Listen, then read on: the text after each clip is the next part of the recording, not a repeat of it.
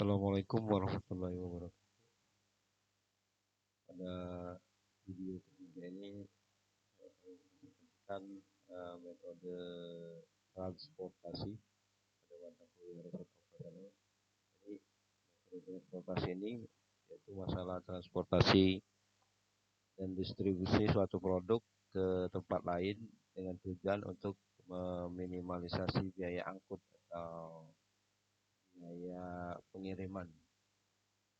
Dalam metode transportasi ini terbagi dari tiga, yaitu metode pertama yaitu metode northwest corner, metode kiri atas, kemudian metode less cost, metode biaya terkecil, kemudian metode FAM, approximal Vogel.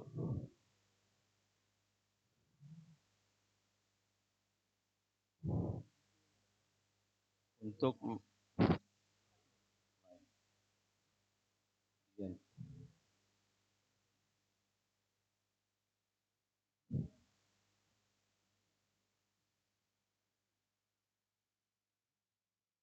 metode pertama yaitu metode northwest corner, yaitu metode kiri atas. Jadi dari soal di atas, di sini kita lihat tabel matrik transportasi bahwa dari dan ke-nya ini, dari baris kolom ini ada 8, 5 dan 6, 15, 10 dan 12, 3, 9 dan 5. Sementara supply dan demand-nya, supply-nya untuk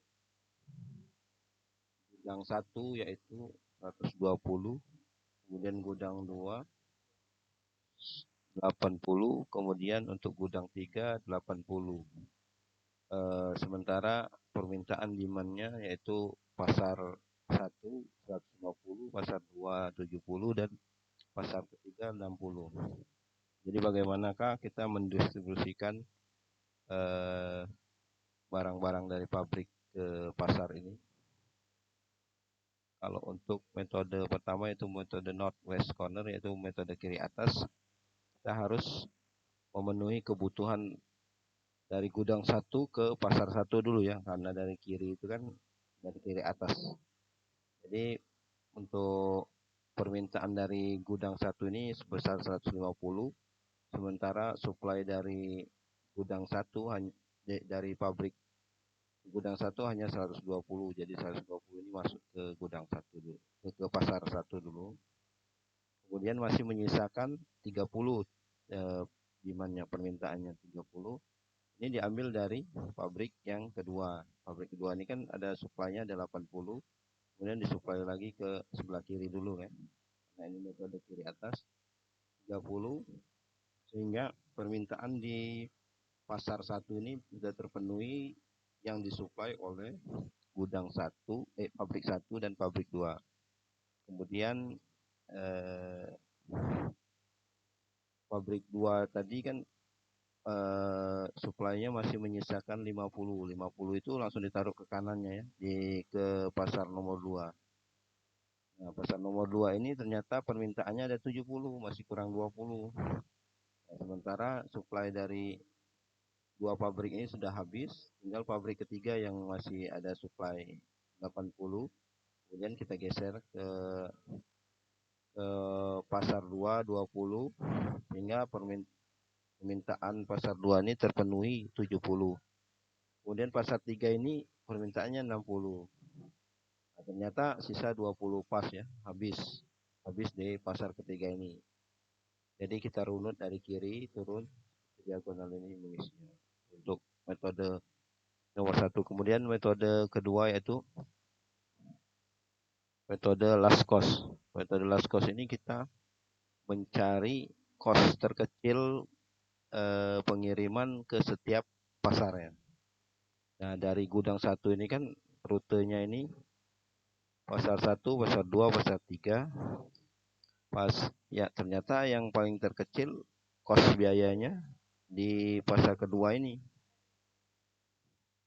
Kemudian pasar pasar ketiga ini biayanya 6. Kemudian kita penuhin dulu permintaan di pasar 2 ini sebanyak 70, diambil dari supply pabrik. Yang ke satu ini sisa 50 didistribusikan kemana? Karena ongkos terkecilnya di pasar ketiga, maka yang 50 sisanya ini didistribusikan ke pasar ketiga. Nah, sementara pasar ke satu kan karena ongkosnya lebih besar tidak dipilih. Setelah habis persediaan di gudang satu, kemudian di gudang kedua ini ada 80 persediaan. Mau dikirim ke pasar mana? Ternyata ongkos terkecilnya di pasar 3 ya, 12 itu 10. Kenapa tidak 10 di sini ongkos terkecil? Karena di pasar kedua ini udah diisi semua sama supplier pabrik satu tadi. Yang bisa tinggal pasar ketiga dan pasar 115. Ini stok ini 80 item barang ini dikirim ke pasar yang termurah dulu ongkosnya, yaitu pasar 3, yaitu 10. Ternyata dari pasar 3 ini sudah cukup kebutuhannya, sebanyak 60 ini sudah tercukupi. Sisa 70 ya mau tidak mau langsung didistribusikan ke pasar 1 karena sisanya bisa menampung. Kemudian stok di gudang nomor 3 ini ada 80. Ini memenuhi kebutuhan gudang satu ya, pasar 1 ya, banyak 80. Di pas 280. Jadi metode ini kalau total biaya dihitung tinggal dikalikan aja ya. Dikalikan biaya angkut dengan jumlah item. 3 kali 80. Ini 3 kali 80, 5 kali 70, 70, 6 kali 50, 6 kali 50. Di gudang 2, 70 kali 15, 12 kali 10. Total jadi 260 ongkos. Kemudian ketiga, metode approx maksimal Vogel. Jadi metode ini hampir sama dengan metode last cost, tapi dia bisa mengirimkan tanpa batas mau ke gudang mana aja dan dari mana aja dan pasar mana aja. Ini pure dari ketiga pasar ini mencari biaya angkut terkecil. Sama permintaannya. Lainnya ada 120 ini dikirim kemana? Dia dari baris ini kan yang paling kecil itu di pasar 1 ya, ketiga, tapi permintaannya 80. Itu kan perminta ini disuplai oleh gudang 3, 80 habis. Nah, tapi permintaan di pasar 1 masih kurang 70 diambil dari, kalau mau ngambil dari gudang 2 ini biayanya 15. Tapi kalau mau ngambil dari gudang 1 8, maka diambil dari gudang 1 70, jadi 120 pas. Ini sisanya 50. Kemudian yang 50 itu kemana? Ke gudang 3 ya, ke pasar 3 ya, yaitu dengan 6. Ini habis 120, 80 ini disuplai kemana? Suplai ke tempat yang kosong. Nah, di pasar 2 dan pasar 10 dan 10. Sudah didapat total biayanya, yaitu tinggal dikalikan item dan biaya angkut.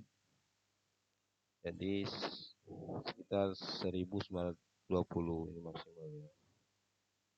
Mungkin itu yang dapat dijelaskan pada video masalah transportasi dengan 3 metode penyelesaian, yaitu metode kiri atas, metode biaya terkecil, dan metode acak Vogel aproksimasi Vogel. Terima kasih.